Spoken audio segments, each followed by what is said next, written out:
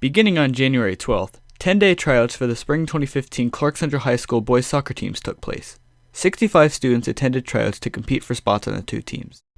Varsity boys head coach Chris Aiken says that he is excited for the coming season. So tryouts is it's a 10-day period. The first 5 days is all conditioning. It's 5 days of running without the ball. And then once the ball tryouts start, it's primarily them playing small-sided games. That way coaches can watch a few players playing at one time, and it's easier to evaluate their skill level. If you play too many big games, players can stand in the back and hide from the ball. But if you make it smaller, there are a lot more eyes can be on them at one time. Right. Aiken says that overall fitness alongside skill level is a key factor in deciding which team players will make. The beginning of tryouts, the first day is just deciding who's going to be trying out for varsity and who's trying out for JV.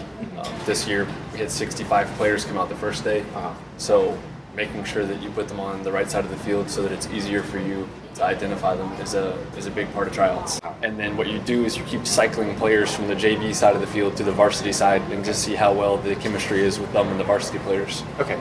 So all the returning players will go to one side of the field, and then the best ones that I remember from JV the past season will come to the varsity side, and then we'll start bringing 2 or 3 over at a time each day just to see how well they work with the returning varsity players. Aiken says that the team must have both peak personal fitness levels as well as a sense of camaraderie in order to be successful, and aims to foster these beliefs in his players. Once you get your formations down and your fitness down, then it's more about building team chemistry, making sure that all 20 players, whether you're in the game or on the bench, are all on the same mindset at all times. And that's a difficult process that we'll develop this year, graduating 13 seniors last year.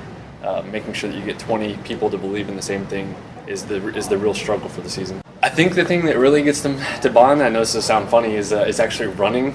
We don't run outside. We always run in the old gym. We kind of have a set regimen of running. They know what it is now. I've been using it for 3 years.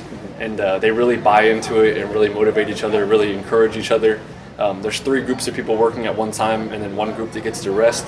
And usually you see that group that's resting, encouraging the other 3 groups, making sure everyone's positive. Right. If someone's struggling, everyone's there to pick them up. It's not a negative, it's not oh, you're slow. It's always about trying to improving it better.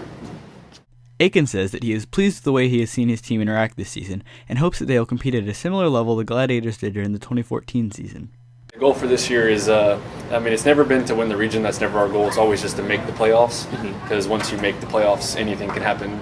4 seeds can win the state championship all the time. So it's all about winning enough region games to get in the playoff, and then once you're in there, anything can happen.